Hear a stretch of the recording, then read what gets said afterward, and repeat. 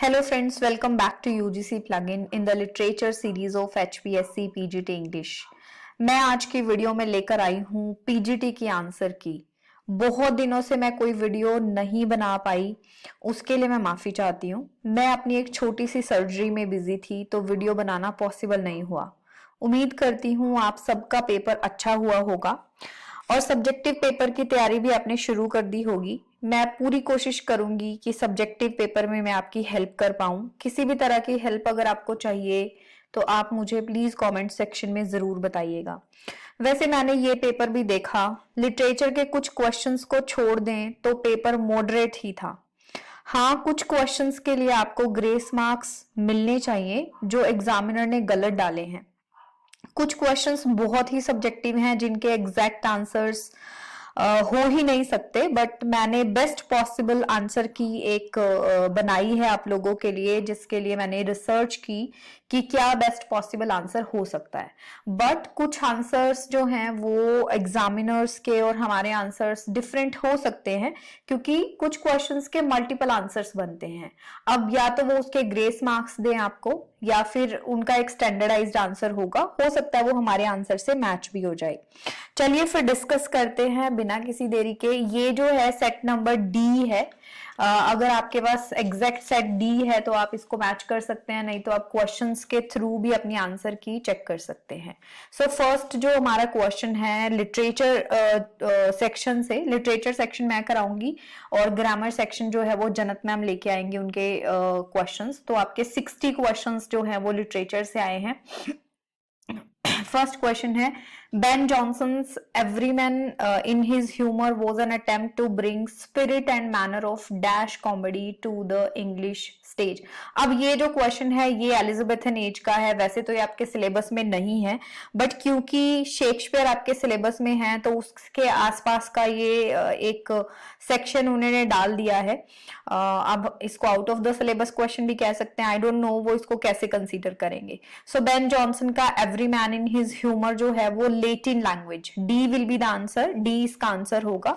मैं आपको साथ साथ हाईलाइट भी कर देती हूँ ताकि आपको कोई प्रॉब्लम ना हो। सो इसमें हाईलाइट नहीं होगा क्योंकि ये पीडीएफ नहीं है। चलिए मैं आपको साथ साथ बोलती जाऊंगी। D Latin will be the answer. Latin language जो है उस लैंग्वेज में जो प्लेज लिखे जाते हैं वहां से इस पैटर्न को बेन जॉनसन ने लिया था और इस प्ले को शेक्सपियर ने लॉर्ड चैम्बरलेन मैन, जो खुद की उनकी कंपनी थी, ड्रामा कंपनी थी, उनको ये रेकमेंड किया था कि इसको प्ले किया जाए। एंड ये वैसे स्टेज पे एक फेलियर था, बट इसको हम कह सकते हैं कि ये लॉन्गेस्ट प्ले है बेन जॉनसन का जो लेटिन पैटर्न ऑफ कॉमेडी के ऊपर लिखा गया है। Who says the following to whom? This above all to thine own self be true। अब ये तो आपको पता चल ही गया होगा कि ये भी एक गलत क्वेश्चन है जिसके लिए आपको ग्रेस मार्क्स मिलने चाहिए। क्वेश्चन तो सही है बट इसमें ऑप्शन उन्होंने सही नहीं दिया। पोलोनियस ने ये लेट्रस से कहा था बट ये ऑप्शन में है ही नहीं। सो पोलोनियस ने ये लेट्रस को कहा था और ये जो कोटेशन है ये हैमलेट से आई है। एक्ट 1 सीन 3 से ये कोटेशन ली गई है। पोलोनियस ने ये लाइंस कही थी लेट्रस को फ्रांस जाने से पहले। ठीक है, जब वो फ्रांस जा रहे थे तो उससे पहले ये लाइंस उन्होंने की थी और कैसे बिहेव करना चाहिए उसके लिए एक एडवाइस है। तो इस क्वेश्चन का तो कोई मतलब नहीं बनता, इसका तो आपका ग्रेस मार्क्स बनते हैं। नेक्स्ट क्वेश्चन है, in the merchant of Venice Antonio secures a loan from Shylock for. अब ये बहुत ही सरफेस लेवल का क्वेश्चन है, कुछ भी इसमें घुमाया नहीं हुआ है। मर्चेंट ऑफ वेनिस एक इंपॉर्टेंट प्ले है, मैंने आपको अपनी लिस्ट में भी बताया था। मर्चेंट ऑफ वेनिस में एंटोनियो ने अपने लिए जो है लोन नहीं लिया था शाइलोक से, उसने अपने फ्रेंड के लिया था और उसके फ्रेंड का नाम है बसेनियो। सो उसने 3000 डकेट्स जो है शाइलोक से उधार मांगे थे अपने फ्रेंड के लिए, जिसे वो नहीं चुका पाया था, जिसके बदले शाइलोक ने उससे उसके मांस का टुकड़ा मांगा था। What is the name of the forest in which the characters in A Midsummer Night's Dream get lost? अब मिडसमर नाइट में वैसे तो जो फॉरेस्ट है उसका कोई नाम नहीं है, बट हम एक अजम्पशन के थ्रू या हम जो पूरी पिक्चर है, सेटिंग है, उसके थ्रू इसका आंसर निकाल सकते हैं। जो ये पूरी कहानी है एथेंस नाम की एक सिटी की है। So the forest of Athens इसका आंसर हो सकता है, सी विल बी द आंसर, क्योंकि एथेंस के आसपास के जंगलों में ये कहानी हो रही थी। वैसे कोई जंगल का नाम जो है शेक्सपियर ने इस प्ले में नहीं दिया है, तो हम सी आंसर मान सकते हैं, the forest of Athens. where does Othello move to after his marriage to Desdemona? So Othello भी एक important play है, मैंने आपको बोला ही था, Othello से, Hamlet से, इनसे क्वेश्चन आएंगे ही। So Othello शादी के बाद, Desdemona से शादी करने के बाद कहाँ चला गया था? वो साइप्रस चला गया था, C will be the answer। Othello को ऑर्डर दिया गया था कि वो तुर्क से इस आइलैंड की रक्षा करे, इसीलिए वो साइप्रस मूव हो गया था। नेक्स्ट क्वेश्चन है, in which play does Shakespeare portray the character of Falstaff? अब ये भी एक ग्रेस मार्क्स वाला क्वेश्चन है। फॉलस्टाफ का जो कैरेक्टर है 4 प्लेज में आता है, वैसे एग्जैक्टली तो 3 प्लेज में आता है, बट एक और प्ले है जिसमें उसका जिक्र है। सो चारों ही ऑप्शन सही हैं, इसीलिए आपको ग्रेस मार्क मिलेगा, क्योंकि हेनरी 4 पार्ट 1 में भी फॉलस्टाफ का कैरेक्टर है, पार्ट 2 में भी है, हेनरी 5 में भी फॉलस्टाफ का जिक्र है, और the merry wives of Windsor में भी फॉलस्टाफ का कैरेक्टर है, तो इसमें भी आपको ग्रेस मार्क्स मिलने चाहिए। The realization of which prophecy cements Macbeth's resolve to murder King Duncan? So Macbeth जो है उसको कौन सी प्रोफेसी से आइडिया लगा था, उस कौन सी प्रोफेसी के बाद उसको ये लगा था कि उसे डंकन, किंग डंकन का मर्डर कर देना चाहिए। जब उसकी जो प्रोफेसी पूरी हो गई थी उसकी प्रमोशन की, his promotion as thane of Cawdor, ठीक है, so D will be the answer. जब वो थेन ऑफ कॉर्डर बना तो उसको इन प्रोफेसीज के ऊपर विश्वास हो गया कि जो प्रोफेसी उसके लिए विचेस ने की है कि वो एक दिन राजा बनेगा, वो भी सच हो सकती है, और राजा बनने के लिए उसे किंग डंकन को मारना पड़ेगा, क्योंकि अगर किंग डंकन नहीं होंगे तभी उसको राजा का पद मिलेगा, ठीक है। सो उसके प्रमोशन की बात सुनकर उसके मन में ये बात आई थी कि मुझे किंग डंकन को रास्ते से हटाना पड़ेगा। बाकी ये एक आसान क्वेश्चन है, क्योंकि लेडी मैकबेथ की मैरिज से भी उसका कोई मतलब नहीं बनता, बैंक्रो की डेथ भी बाद में हुई थी, एंड मैकडफ का जो प्रमोशन है वो थेन ऑफ कॉर्डर के उस पर हुआ ही नहीं था। So his promotion as thane of Cawdor, आसान क्वेश्चन है, होपफुली आपने इसको डिकोड कर लिया होगा पेपर में। The romantic period was defined by the ideals of, अब ये भी एक ग्रेस मार्क्स वाला क्वेश्चन है, क्योंकि रोमांटिक पीरियड बहुत सारी आइडियल्स के ऊपर बेस्ड है।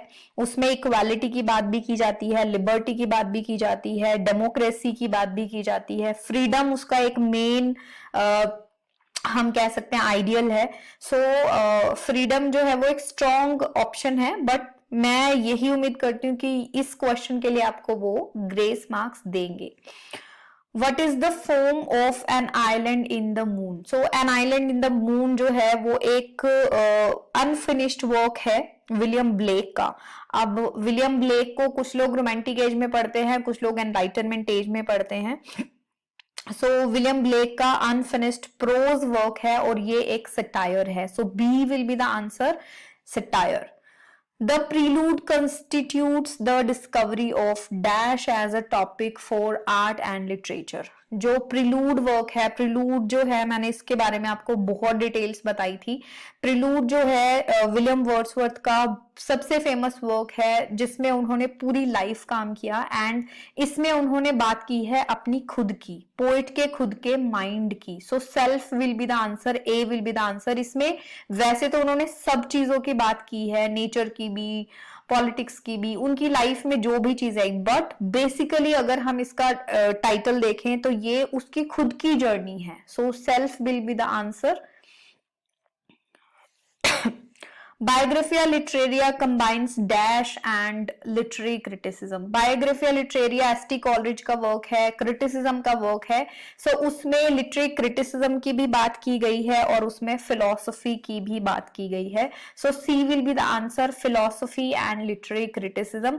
बेसिकली ये एक तरह से प्रोलोग है, उनकी पोइट्रीज के साथ जोड़ने के लिए इन्होंने बायोग्राफिया लिटरेरिया लिखा था।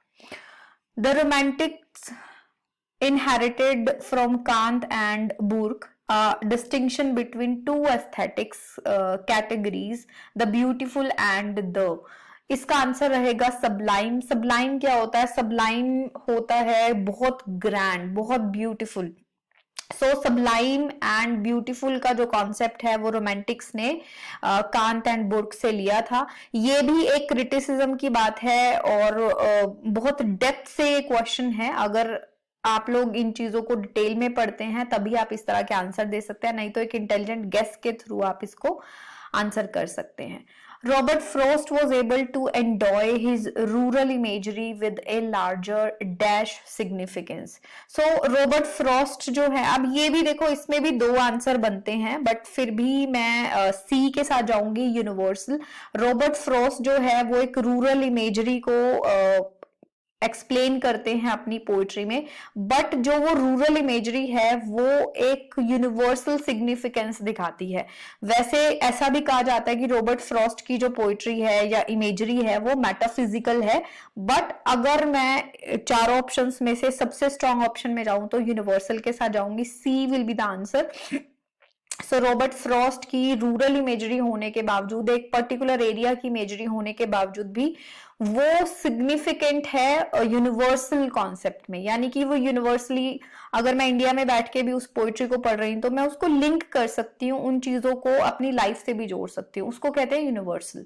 सो मोस्टली जो फेमस पोइट्स हैं, जो भी महान राइटर्स होते हैं, उनकी पोइट्री में ये एक सबसे मेन फीचर होता है कि उनकी पोइट्री कभी भी एक एरिया स्पेसिफिक नहीं होती बल्कि यूनिवर्सल होती है।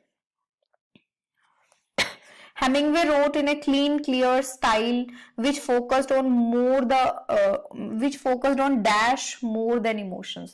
So Hemingway जो है, Hemingway ने बहुत सारी चीजें लिखी हैं, बहुत सारे नॉवेल्स लिखे हैं और उनके नॉवेल्स में हमें इमोशंस के साथ साथ एक्शन दिखाई देता है, वॉर के बारे में वो लिखते हैं। सो हम ये कह सकते हैं कि एक्शन इसका आंसर होना चाहिए। इमेजरी भी होती है बट स्ट्रांगली मुझे जो लगता है वही बात है कि बहुत ही सब्जेक्टिव सा क्वेश्चन है। सो इमोशंस के साथ साथ मुझे इसका आंसर एक्शन लगता है। C could be the answer. The romantic period was a time when feeling preceded dash. So romantic period में फीलिंग्स के साथ साथ जो है, नहीं, ये इस क्वेश्चन का मतलब नहीं है। The romantic period was a time when feelings preceded. जो फीलिंग्स है वो किसके बाद आई थी, यानी कि रोमांटिक पीरियड के पहले, फीलिंग्स से पहले क्या चीज जो है वो दुनिया में या उस टाइम पर इंग्लैंड में प्रेवलेंट थी। सो रीजन प्रेवलेंट था। D will be the answer. Reason का मतलब होता है तर्क। सो एनलाइटनमेंट एज में लोग फीलिंग्स की कदर नहीं करते थे बल्कि वो तर्क के बेसिस पे किसी भी चीज का डिसीजन लेते थे। उस टाइम की पोइट्री, उस टाइम की हर चीज रीजन के ऊपर बेस्ड थी। सो प्रिसीडेड मतलब उससे, फीलिंग से पहले क्या था, फीलिंग से पहले रीजन था, फिर फीलिंग्स आई। पूरी रोमांटिक पीरियड में, पूरी रोमांटिक एज में तर्क को पीछे छोड़ दिया गया एंड फीलिंग्स या इमोशंस की बात की गई, इमेजिनेशन की बात की गई। The romantic era in the United States was largely known as। So United States में भी romantic age चल रही थी and romantic age को वहां पर कहा जाता था American Renaissance. So B will be the answer, American Renaissance. ये बिल्कुल कंफर्म है, बहुत ही प्रिसाइज और पर्टिकुलर क्वेश्चन उन्होंने पूछा है, इसमें कुछ भी वेग नहीं है। यूनाइटेड स्टेट्स ऑफ अमेरिका में अमेरिकन रेनेसाइंस को कहा जाता था, रोमांटिक एज को। PB Shelley adheres to the Rousseauistic belief of being truer to dash than societal approval। So PB Shelley जो है, रूसो से बना है, रूसोइस्टिक। रूसो के बिलीफ्स में किन चीजों के ऊपर ज्यादा फोकस करते थे, किन चीजों में वो ज्यादा बिलीव करते थे। सो रूसो का अगर आपने सोशल कॉन्ट्रैक्ट पढ़ा है या रूसो के बारे में कुछ भी पढ़ा है, सो रूसो बिलीव करते थे ह्यूमन नेचर में, कि human nature is important, human beings are important. So PB Shelley ने उनको फॉलो किया। A will be the answer, human nature will be the answer. Wordsworth's The Prelude is a prologue to his three-part epic Code.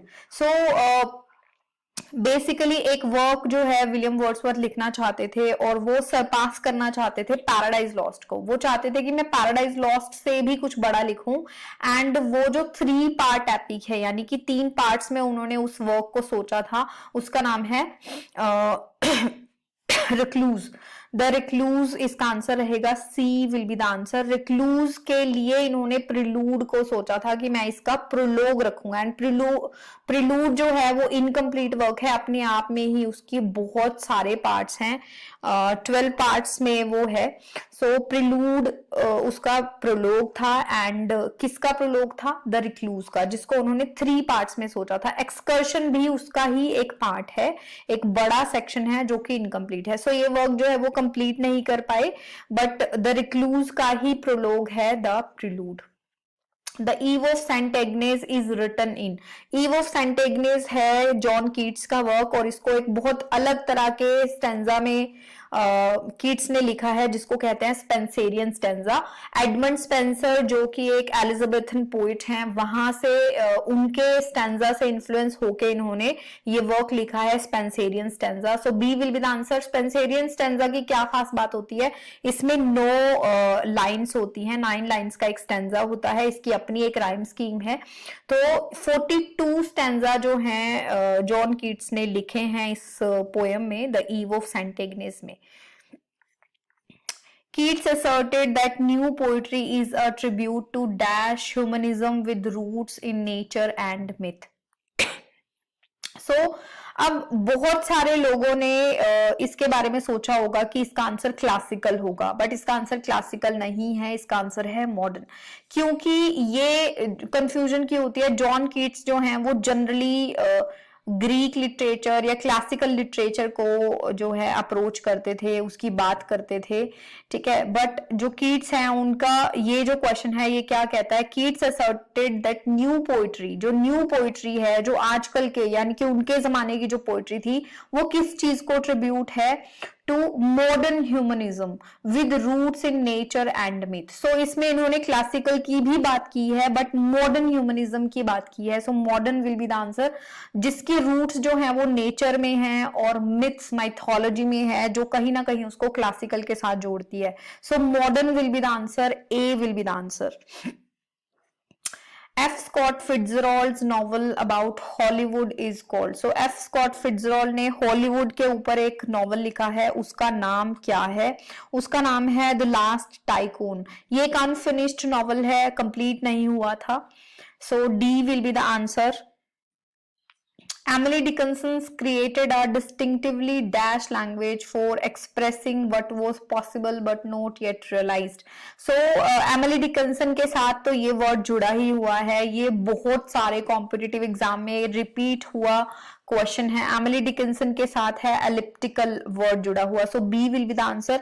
Elliptical क्या होता है? जहां पर omission हो, words को बीच में ही छोड़ दिया जाए, कुछ वर्ड को मिस कर दिया जाए, एंड पूरे कॉन्सेप्ट से पोएट उम्मीद करता है या करती है, एमिली डिकिंसन उम्मीद करती हैं कि आप उस पूरे कॉन्सेप्ट को समझ जाओगे। वैसे एलिप्सिस क्या होती हैं? डॉट्स, 3 डॉट्स को भी एलिप्सिस कहते हैं। जब हम लिखते लिखते कोई चीज बीच में छोड़ देते हैं, 3 डॉट्स लगा देते हैं, तो हम एज्यूम करते हैं कि आगे की बात खुद ब खुद समझ ली जाएगी। सो एलिप्टिकल जो स्टाइल है, एलिप्टिकल लैंग्वेज है, वो एमिली डिकिंसन यूज करती थी। कहीं पर भी कोई भी लेटर जो है कैप्स में लिख दिया, कैपिटल लेटर लिख दिया, कहीं पर भी गैप छोड़ दिया। सो इस तरह के स्टाइल में वो लिखती थी, जिसको कहते हैं elliptical. Emily Dickinson was greatly influenced by the dash poets. So Emily Dickinson वैसे तो बहुत सारे पोइट्स से इन्फ्लुएंस थी, रोमांटिक पोइट्स से इन्फ्लुएंस थी, उसके अलावा वो मेनली मेटाफिजिकल पोइट्स से इन्फ्लुएंस थी, मेटाफिजिकल में भी जॉन डन से। सो जॉन डन, अगर यहाँ पर ऑप्शन होता तो हम जॉन डन को क्लिक करते। जॉन डन या फिर metaphysical. So C will be the answer, क्योंकि यहाँ पर रोमांटिक नहीं लिखा है, नहीं तो romantic could be the answer, romance लिखा है सिर्फ, सो रोमांस पोएट्स कुछ नहीं होता, metaphysical poets will be the answer, C will be the answer. So John Donne से वो काफी इन्फ्लुएंस थी। The House of Seven Gables depicted a story associated with the infamous Dash witch hunt. So ये एक इस time पे एक trial चल रहा था, एक विचेस की बात चल रही थी, विचेस के बारे में। और ये जो वर्क है the house of seven Gables, ये है नेथेनियल हाथोन का वर्क। और नेथेनियल हाथोन ने खुद की लाइफ से इन्फ्लुएंस होके, उनकी खुद की फैमिली को एक कर्स था, एक श्राप था, जिसके ऊपर बेस करके उन्होंने ये कहानी लिखी है। एंड ये जो है कौन से विच क्राफ्ट या विच हंट से के ऊपर बेस्ड है, ये slam, SALEM, A will be the answer. Salem witch hunt नाम की एक इंसिडेंस है, उसके ऊपर बेस करके उन्होंने ये कहानी लिखी है। मिड 19th सेंचुरी की सेटिंग है। Who is the author of the poem Do Not Go Gentle into that good night? अब ये सीधा क्वेश्चन है, अगर आपने इस ऑथर के वर्क्स को पढ़ा है तो आपको समझ आ जाएगा, नहीं तो देखो फिर आपको आंसर नहीं करना चाहिए था, क्वेश्चन नॉट अटेम्प्टेड, क्योंकि गलत आंसर करने से आपके नंबर कटेंगे। So Dylan Thomas is the answer, A will be the answer. Dylan Thomas का वर्क है ये, do not go gentle into that good night. अगर WH Auden and TS Eliot के वर्क्स भी आपने पढ़े हैं या लैंगस्टन ह्यूज के वर्क्स आपने पढ़े हैं तो भी आप एलिमिनेशन मेथड से इसको सॉल्व कर सकते थे, बट ये बहुत ही पर्टिकुलर सा हो जाता है जब डायरेक्ट क्वेश्चंस होते हैं, तो उसमें तुक्का मारना भी मुश्किल होता है। सो 64 का रहेगा Dylan Thomas, A. Arthur Miller through his works protested against the dash in his day. अब ये भी एक वेग क्वेश्चन है, सब्जेक्टिव क्वेश्चन है, क्योंकि एक पर्टिकुलर वर्क के बारे में बात नहीं हुई। आर्थर मिलर की बहुत सारी थीम्स हैं, उनके वर्क्स में उन्होंने बहुत सारी चीजों के अगेंस्ट प्रोटेस्ट किया है, जैसे उन्होंने कैपिटलिज्म को भी प्रोटेस्ट किया है एंड मैककार्थिज्म को भी उन्होंने जो है प्रोटेस्ट किया है। सो बेसिकली अगर हम एक पर्टिकुलर प्ले की बात करें तो हम इसको डी आंसर कर सकते हैं, मैककार्थिज्म। मैककार्थिज्म क्या है? मैककार्थिज्म बेसिकली इनका एक प्ले है द क्रूसिबल, उसमें जो हमने ऊपर अभी पढ़ा था सैलम विच ट्रायल, उसके अगेंस्ट जो विच ट्रायल्स थे उस टाइम पर, अंधविश्वास थे, उनके खिलाफ उन्होंने ये प्ले लिखा था द क्रूसिबल। सो मैककार्थिज्म इसका आंसर हो सकता है। अगर वो आपको ग्रेस मार्क देते हैं, क्योंकि इसके दो आंसर बनते हैं, कैपिटलिज्म भी बनता है सी और डी मैककार्थिज्म भी बनता है, ठीक है। सो अगर आपने इन दोनों में से कुछ लगाया है तो हम उम्मीद कर सकते हैं कि आपको नंबर मिलेगा, या फिर अगर ग्रेस मार्क मिलते हैं तो फिर तो सबको ही मिलेंगे। Who played the role of Atticus in the 1962 adaptation of To Kill a Mockingbird? अगर आपने इसको बहुत डिटेल में पढ़ा है तभी आप इस क्वेश्चन का आंसर कर पाए होंगे। सो इसका आंसर है B, Gregory Peck. Gregory Peck जो है एक अमेरिकन एक्टर है और इस रोल के लिए उसको अकेडमी अवार्ड भी मिला था, तो वो एक फेमस कैरेक्टर हैं। बहुत सारे लोग जो हैं विकिपीडिया से पढ़ के जाते हैं, अगर आपने विकिपीडिया से पढ़ा है तो इस तरह की डिटेल्स जनरली विकिपीडिया पर दी होती है, इसीलिए मैंने पहले भी अपने लेक्चर्स में कहा है कि विकिपीडिया एक ऑथेंटिक सोर्स है जिसमें आपको प्ले के साथ साथ उसकी एक्स्ट्रा डिटेल्स भी फर्स्ट पैराग्राफ में ही मिल जाती हैं, जो कि एग्जाम आजकल के मोस्टली एग्जाम्स में पूछी जाती हैं। सो मैं तो ट्रस्ट करती हूँ विकिपीडिया के ऊपर। Walt Whitman compared leaves of grass to a dash long under construction. So किस चीज के साथ उन्होंने कंपेयर किया है लीव्स ऑफ ग्रास को? इसका आंसर रहेगा सी, कैथेड्रल। कैथेड्रल के साथ उन्होंने लीव्स ऑफ ग्रास को कंपेयर किया है। Tennessee Williams famously wrote in the dash style. So Tennessee Williams भी एक इम्पॉर्टेंट ऑथर हैं, वो किस स्टाइल में लिखते हैं? वो सदर्न गॉथिक स्टाइल में लिखते हैं, D will be the answer, southern Gothic style. In his novel The Catcher in the Rye, Salinger depicted the adolescent and dash loss of innocence. अब ये बहुत ही वेग सा क्वेश्चन है, बट मेरे अकॉर्डिंग इसका आंसर एलियनेशन होना चाहिए। बाकी तो आंसर की आएगी देखेंगे, A should be the answer.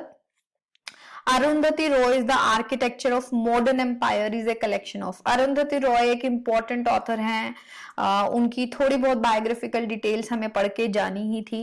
The architecture of a modern empire ये कलेक्शन ऑफ इंटरव्यूज हैं। बेसिकली 20 ईयर्स में उनके इंटरव्यूज लिए गए थे। किसने लिए थे? डेविड बेरसामियन ने। डेविड बेरसामियन एक जर्नलिस्ट हैं, रेडियो ब्रॉडकास्टर हैं, उन्होंने इन इंटरव्यूज को लिया था, कलेक्ट किया था, एंड ये एक इंटरव्यूज का कलेक्शन है। In his novel The Golden House, Salman Rushdie discusses the dash experience। The Golden House में सलमान रश्दी ने कौन से experiences जो हैं वो explain किए हैं। उन्होंने इमिग्रेंट के एक्सपीरियंसेस को एक्सप्लेन किया है। वो वैसे भी इमिग्रेशन के बारे में लिखते हैं, एनआरआई हैं, इंडिया में आते जाते रहते हैं। सो इस वर्क में भी उन्होंने इमिग्रेंट के एक्सपीरियंसेस को डिस्कस किया है।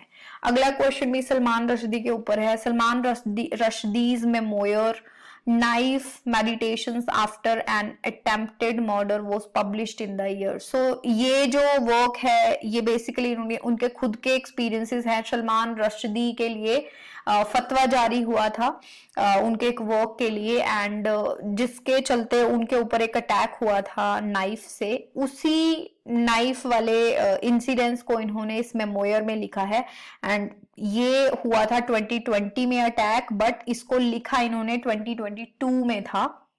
अगस्त 12 2022 में ये पब्लिश हुआ था। A will be the answer. Amitabh Ghosh Jungle Nama is a retelling of a legend from the dash region. कौन से रीजन से ये जंगल नामा कहानी है? ये है सुंदरबंस की कहानी। सुंदरबन रीजन से ये कहानी ली गई है, एंड इसमें जो कहानी है वो ह्यूमन नीड्स के बारे में है कि ह्यूमन नीड्स क्या है and the needs of other beings. और इसमें एक लेसन है कि ह्यूमन बीइंग्स को अपनी नीड्स को मॉडरेशन में रखना चाहिए ताकि बाकी के जो जीव हैं, जंगल में रहने वाले, प्रकृति जो है, वो सब भी सरवाइव कर सके। आज के टाइम पे हम देखते हैं हम लोग क्यों सफर कर रहे हैं, क्योंकि हमने सबके राइट्स को छीन लिया है। हमने जंगलों के ऊपर अटैक कर दिया है, हमने एनिमल्स के लिए स्पेस नहीं छोड़ी है, इसी वजह से हम लोग सफर कर रहे हैं, एंड यही थीम इस वर्क की भी है। Kiran Desai's unique style of writing exploits our modern mania for. अब किरण देसाई जो है वो किस चीज के बारे में लिखती है अपनी राइटिंग्स में, या क्या चीजें हैं? अब ये बहुत ही मुश्किल सा क्वेश्चन लगा मुझे समझ नहीं आया, बट मुझे लगता है इसका आंसर होगा लिस्ट, क्योंकि सोशल मीडिया के बारे में I don't know Kiran Desai ने बात की है कि नहीं। सो मैं तो बी को टिक करूंगी, बाकी आप लोग देखिए बाकी आंसर की आएगी, हम देखते हैं कि क्या आंसर रहेगा। Through the establishment of the Fabian Society, G.B. Shaw attempted to transform British society through। अब ये फेबियन सोसाइटी क्या है? उस टाइम पर फेबियन सोसाइटी इंग्लैंड में एस्टेब्लिश हुई थी, एंड जीबी शॉ एक प्ले राइट हैं और वो इसके एक इम्पॉर्टेंट पार्ट थे। इन्होंने ब्रिटिश सोसाइटी को किस तरह से ट्रांसफॉर्म करने की कोशिश की है? इसका आंसर है परमिएशन। परमिएशन सी। परमिएशन क्या होता है? सोशलिस्ट आइडियाज को स्प्रेड करना। किस तरह से स्प्रेड करना? यूनिवर्सिटीज में स्प्रेड कर दिया, प्रेस में, गवर्नमेंट इंस्टीट्यूशंस में, पॉलिटिकल पार्टीज में। अब एक जो है सोशलिस्ट आइडियाज को रेवोल्यूशनरी तरीके से एस्टेब्लिश किया गया था, जैसे मार्क्स ने किया था रेवोल्यूशन करके अपनी बुक्स के थ्रू, और जिसमें कि एक एक्टिविज्म दिखाई देता था। बट जो ये फेबियन सोसाइटी है, ये लोग क्या किस चीज में बिलीव करते थे कि हमें किसी रेवोल्यूशन, धरनों या लड़ाई की जरूरत नहीं है। हम जो आइडियोलॉजी है, अगर हम ऐसी जगहों पे पहुंचा दे जिसका इन्फ्लुएंस सबसे ज्यादा होता है, तो ऑटोमेटिकली जो सोशलिज्म है वो फैल जाएगा। और उसके लिए ये क्या करते थे? आर्टिकल्स के थ्रू, बुक्स के थ्रू, वर्क्स के थ्रू, स्पीचेस के थ्रू यूनिवर्सिटीज में उन आइडियाज को ट्रैवल कराते थे, प्रेस में पहुंचाते थे। सो इसको कहते हैं परमिएशन। सो ये थोड़ा सा डिफिकल्ट क्वेश्चन था, क्योंकि अगर हमें परमिएशन का मतलब नहीं पता है या हमने इसको डिटेल में नहीं पढ़ा है तो थोड़ा सा मुश्किल हो जाता है इस तरह के क्वेश्चंस। बट फिर भी अगर आपने इसका आंसर किया है तो सी इसका आंसर होगा, आप चेक कर सकते हैं। Shows arms and the man MOOCs the romantic dash of both war and love. अब ये भी बहुत सब्जेक्टिव सा क्वेश्चन है, वैसे तो इसका आंसर सबको पता होगा जिसने भी आर्म्स एंड द मैन पढ़ा है, बट इन्होंने वर्ड्स कुछ इस तरह से दिए हैं कि कंफ्यूजन होनी बनती है। आर्म्स एंड द मैन में बेसिकली जो है रायना पेटकोफ है, जिसमें कि वो एक रोमांटिक इमेज रखती है वॉर की एंड रोमांटिसिज्म की, लव की, एंड उसी को ब्रेक करने के लिए शो ने ये प्ले लिखा है जिसमें उसने इन दोनों चीजों को मॉक किया है। So romantic depiction could be the answer, falsifications could be the answer. ठीक है, डिपिक्शन का मतलब होता है किसी चीज को डिटेल करना, so romantic details of war and love, ये भी इसका आंसर हो सकता है, बट हाँ डी ज्यादा क्लोज आंसर है, फॉल्सिफिकेशंस। फॉल्सिफिकेशंस क्या होता है, जब हम गलत तरीके से किसी चीज को डिपिक्ट करते हैं, किसी चीज को एक्सप्लेन करते हैं। सो जब हम वॉर और लव का रोमांटिक डिपिक्शन देखते हैं तो वो फॉल्सिफाई है, यानी कि उसमें बहुत बढ़ा चढ़ाकर चीजों को दिखाया जाता है। सो डी आंसर हो सकता है इसका। बाकी देखते हैं आंसर की में वो किस चीज को देते हैं। तो इस तरह के क्वेश्चंस जो हैं वो डिफिकल्ट हो जाते हैं, इस तरह के क्वेश्चंस जो हैं बहुत ही सब्जेक्टिव हो जाते हैं। पेपर हमारा ऑब्जेक्टिव है और क्वेश्चन वो सब्जेक्टिव टाइप के पूछ रहे हैं। The theme of hopelessness and confusion in the wasteland was concretized by the constant dash shifts. So इसका जो आंसर रहेगा, इसका आंसर रहेगा rhetorical, A will be the answer. Rhetorical shifts के थ्रू हमें theme of hopelessness and confusion दिखाई देती है। Murder in the cathedral is a modern dash play. So modern dash play किस तरह का प्ले है? मर्डर इन कैथेड्रल मैंने आपको बोला भी था कि एक बहुत इंपॉर्टेंट वर्क है, तो ये एक मिरेकल प्ले है। मिरेकल प्लेस क्या होते हैं? मिडवल टाइम पे तीन तरह के प्लेस होते थे, morality place, miracle place and mystery place. So miracle place कौन से होते हैं? जिसमें किसी सेंट की लाइफ को डिस्क्राइब किया जाए, उसके कारनामों के बारे में या उसके जो गुण हैं उसके बारे में बात की जाए, तो उसको हम मिरेकल प्ले कहते हैं। तो इसमें भी थॉमस बैकेट की कहानी है, जो कि एक महान संत हैं। अगर आपने कैंटरबरी टेल्स पढ़ा है, सो जितने भी लोग कैंटरबरी टेल्स में एक श्राइन के दर्शन करने जा रहे हैं, वो थॉमस बैकेट की श्राइन है। संत के दर्शन करने जा रहे हैं, संत की मजार के दर्शन करने जा रहे हैं। सो वो एक आर्क बिशप भी थे जिनका मर्डर किया गया था एंड बाद में उनको संत घोषित किया गया था, जिसकी वजह से हम ये कह सकते हैं कि मर्डर इन द कैथेड्रल एक मिरेकल प्ले है, बट मॉडर्न मिरेकल प्ले है। James Joyce's dash is constructed as modern parallel to Homer's Odyssey. बहुत आसान क्वेश्चन है, अगर आपने जेम्स जॉयस को पढ़ा है तो सबसे इंपॉर्टेंट वर्क ही है उनका यूलिसिस। सो यूलिसिस ही इसका आंसर है, D will be the answer. जो यूलिसिस है वो पूरा का पूरा होमर के ओडिसी के ऊपर बेस्ड है, वही सेम तरह के कैरेक्टर हैं। टैलीमैकस है इसमें, टैलीमैकस है और उसकी वाइफ है, उसके डैडी हैं, ओडिसी है। ठीक है, तो ये सारे जो कैरेक्टर्स हैं, ये सारे कैरेक्टर्स यूलिसिस में हमें नेम चेंज होके मिलते हैं। तो ये उसका एक पैरेलल, मॉडर्न पैरेलल है। Joseph Conrad's Heart of Darkness is based on the writer's dash journey. So Heart of Darkness एक रियल एक्सपीरियंस के ऊपर बेस करके उन्होंने लिखा है, कॉलोनियलिज्म के अगेंस्ट ये वर्क है। जोसेफ कॉनरेड एक्चुअल में कोंगो नाम की एक जगह पर काम करते थे, कोंगो, बेल्जियन कोंगो रीजन में, लेट 19th सेंचुरी में। ये वहां पर एक ट्रेडिंग कंपनी में काम करते थे एंड वहीं इन्होंने देखा था कि जो इंपीरियलिस्ट हैं, यानी कि जो ब्रिटिशर्स हैं, वो कैसे अपनी कॉलोनीज में बुरा हाल, तबाही मचा के रखते हैं, लोगों की हत्या कर देते हैं, लोगों के साथ बुरा बिहेव करते हैं, एंड उसी के बेस पे उन्होंने हार्ट ऑफ डार्कनेस लिखा था। So C will be the answer. Congo region, Congo journey से इंस्पायर होकर इन्होंने ये वर्क लिखा है। D.H. Lawrence was a voice against dash prevalent in the English literature of his time. So D.H. Lawrence ने repression के repression के खिलाफ आवाज उठाई थी। बेसिकली जो भी LGBT या फिर होमोसेक्सुअल, इन सारी चीजों की बातें हमें D.H. लॉरेंस के नॉवेल्स में देखने को मिलती हैं। इडिपस कॉम्प्लेक्स हमें देखने को मिलता है। सो बेसिकली ये रिप्रेशन के अगेंस्ट वॉइस रेज करते हैं अपने नॉवेल्स में। So C will be the answer. Lawrence's Dash is a revolutionary novel written in an attempt to revive the cult of the Aztec god Quetzalcoatl. So ये एक novel है, the plumed serpent, B will be the answer. ये जो है ये एक attempt है, एक रेवोल्यूशनरी नॉवल है। So the plumed serpent will be the answer, B will be the answer. Virginia Woolf's To the Lighthouse explored the unequal marriage of her.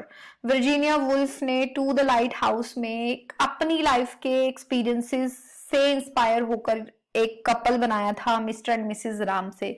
और ये जो कपल है उनके पेरेंट्स, वर्जीनिया वुल्फ के parents के ऊपर model था। उनकी मदर भी ऐसी थी मिसेस रामसे की तरह, एंड उनकी डेथ के बाद उन्होंने ये लिखा था to the lighthouse. So parents will be the answer, D will be the answer.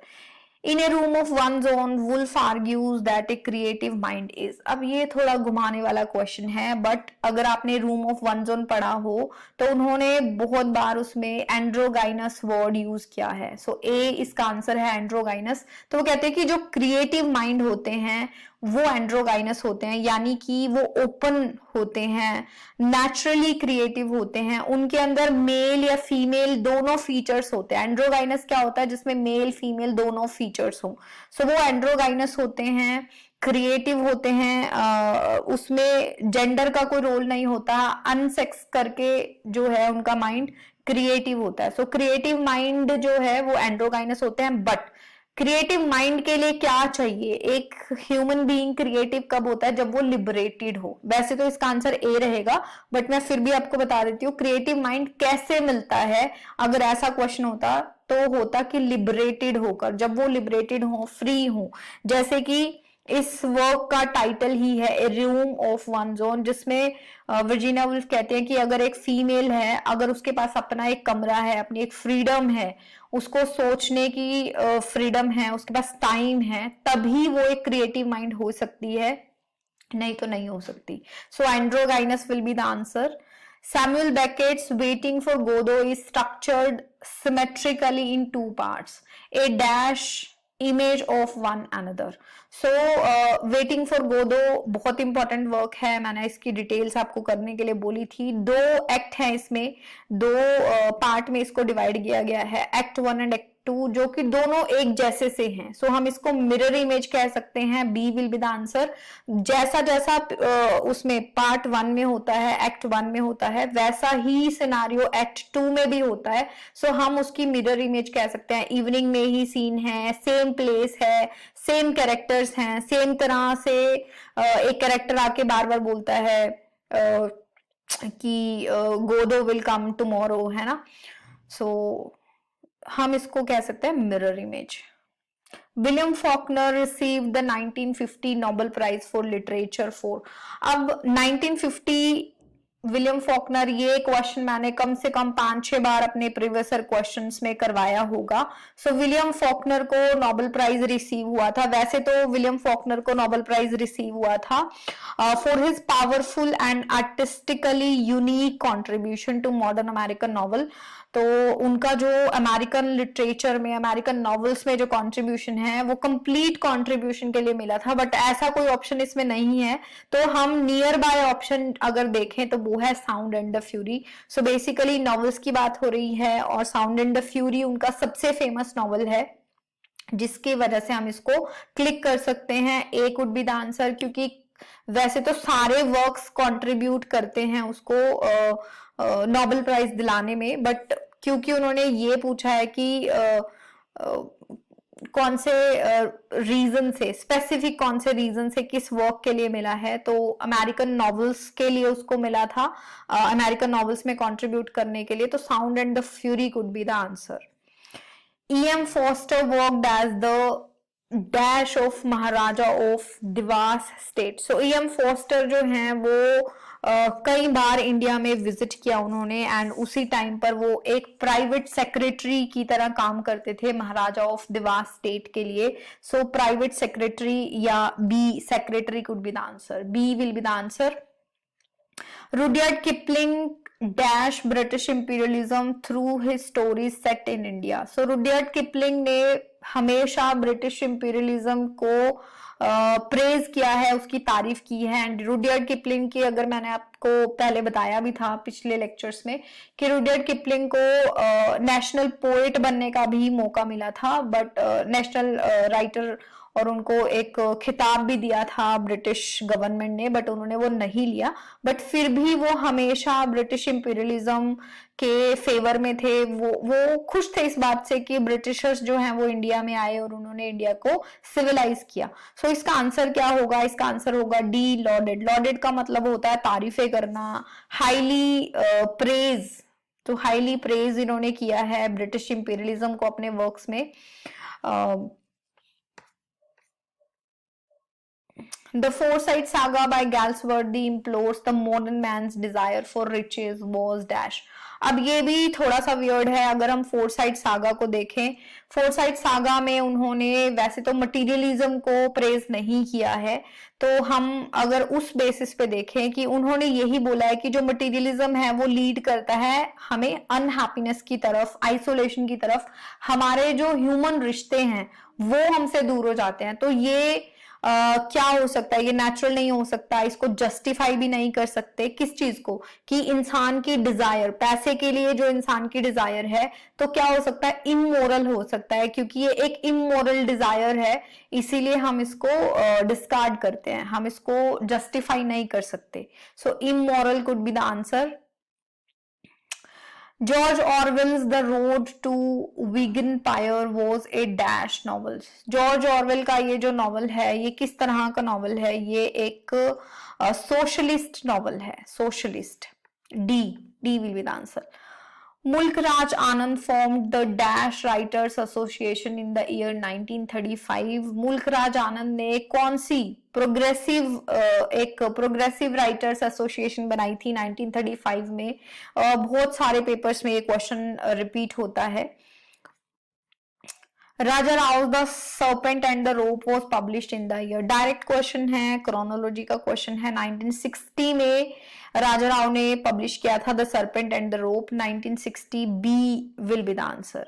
Nissim Ezekiel was awarded the Sahitya Akademi award for his collection of poems. Sahitya Akademi awards के बारे में मैंने आपको बोला था कि नजीम इज़िकल को पढ़ के जाना, और बाकी भी जिन लोगों को साहित्य अकेडमी अवार्ड मिला था, तो ये क्वेश्चन तो एक आना ही था।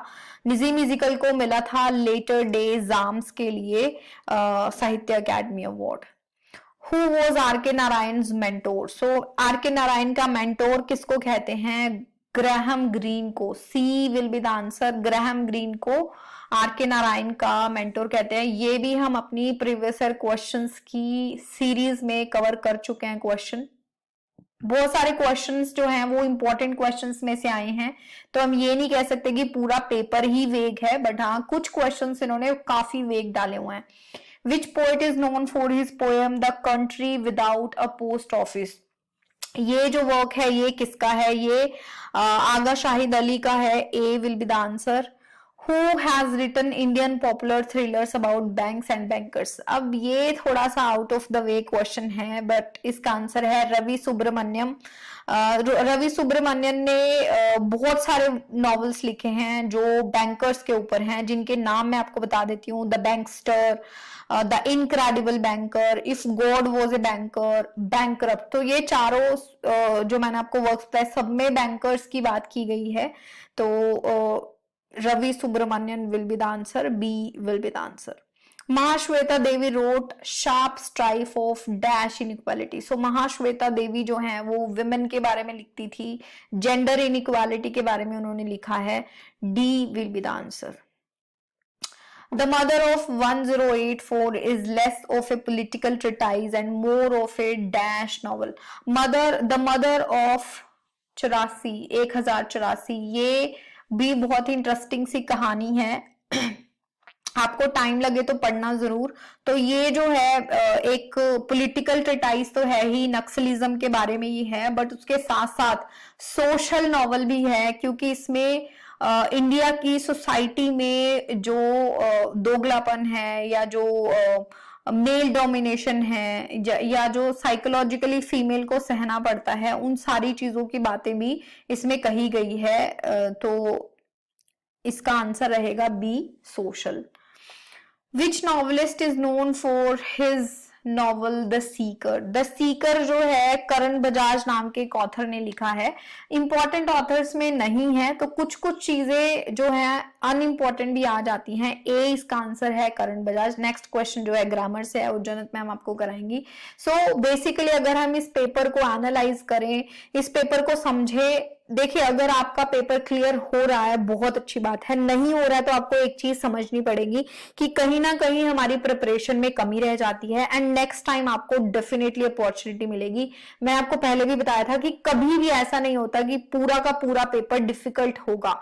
अगर हम अच्छे से तैयारी करें, पेपर हमेशा पेपर सेटर को ये इंस्ट्रक्शंस होती हैं, चाहे वो किसी भी लेवल का पेपर सेट करें, क्लास 1 का या क्लास 10 का या कोई कॉम्पिटिटिव एग्जाम, कभी भी उसको ये इंस्ट्रक्शन नहीं दिए जाते कि पेपर टफ बनाओ। उनको ये दिया जाता है कि पेपर मॉडरेट होना चाहिए, जिसमें कुछ क्वेश्चंस बहुत आसान होंगे, कुछ डिफिकल्ट होंगे, कुछ मीडियम रेंज के होंगे। सिमिलरली हमारा जो ये पेपर है उसमें भी हमें यही चीजें देखने को मिली हैं। ग्रामर सेक्शन, रीडिंग कॉम्प्रिहेंशन बहुत आसान था, बहुत ही ज्यादा आसान था, हम उसको इजी वाले साइड रखते हैं। लिटरेचर में भी कुछ क्वेश्चन 20 to 30% क्वेश्चन बहुत आसान है, डायरेक्ट क्वेश्चन है, अगर आपने थोड़ा सा भी ध्यान दिया है तो वो आसान थे। कुछ क्वेश्चंस उन्होंने सब्जेक्टिव टाइप के डाल दिए हैं, वो हम कह सकते हैं डिफिकल्ट रेंज के। क्योंकि डिफिकल्ट भी क्यों है? क्योंकि उनका एक आंसर नहीं बनता है। अगर आपने पढ़ा भी है उसके बारे में तो भी एक सिंगल आंसर बहुत मुश्किल होता है सेट करना। बट उसमें मीडियम रेंज के क्वेश्चंस भी थे, जैसे जो ईयर्स के क्वेश्चंस हैं, अगर हमने इंपॉर्टेंट वर्क्स के ईयर्स भी देखे हैं तो हमारे लिए वो क्वेश्चन करना आसान होगा। ठीक है। सो मेरी आपको यही सलाह रहेगी कि अगर आपने किसी भी वजह से इस पेपर को मिस कर दिया है, आपका अच्छा नहीं हुआ है, तो उम्मीद रखिए, हारिए मत। हर दिन हर तरह की जॉब्स निकल रही हैं, आपको कहीं पे भी कोई भी अपॉर्चुनिटी मिलती है आप वो ले लो। सोच लो कि अभी शायद आप इस जॉब के लिए रेडी नहीं हो, बट नेक्स्ट टाइम मैं इतनी मेहनत करूंगा या इतनी मेहनत करूंगी कि मुझे वो मिलेगी। एंड जो लोगों का क्लियर हो गया है, जो लोगों की अच्छी एक स्कोर बन रहा है, उन लोगों से मेरी तरफ से यही उन लोगों को एडवाइस है कि वो लोग अपना सब्जेक्टिव पेपर का प्रिपरेशन करें। सब्जेक्टिव पेपर में आपको बहुत प्रैक्टिस करनी पड़ेगी, बहुत कुछ लिख के देखना पड़ेगा, क्योंकि टाइम लिमिटेड होगा एंड हमें बहुत अच्छे अच्छे वर्ड्स हमारे दिमाग में रखने होंगे ताकि वो अचानक से हमारे दिमाग में आ जाए और हमारी ग्रामेटिकल मिस्टेक्स ना हो, और हम अपने कॉन्सेप्ट को एक्सप्लेन करना चाह रहे हैं तो हम उसको ब्यूटीफुल एक्सप्लेन करें ताकि जो एग्जामिनर है उसको पढ़े और वो इंप्रेस हो जाए। सो कुछ टिप्स एंड ट्रिक्स मैं भी आप लोगों के लेके आऊंगी सब्जेक्टिव पेपर के लिए। तब तक आप लोग अपनी प्रिपरेशन जारी रखिए। Thank you so much and stay tune to UGC plugin. Thank you.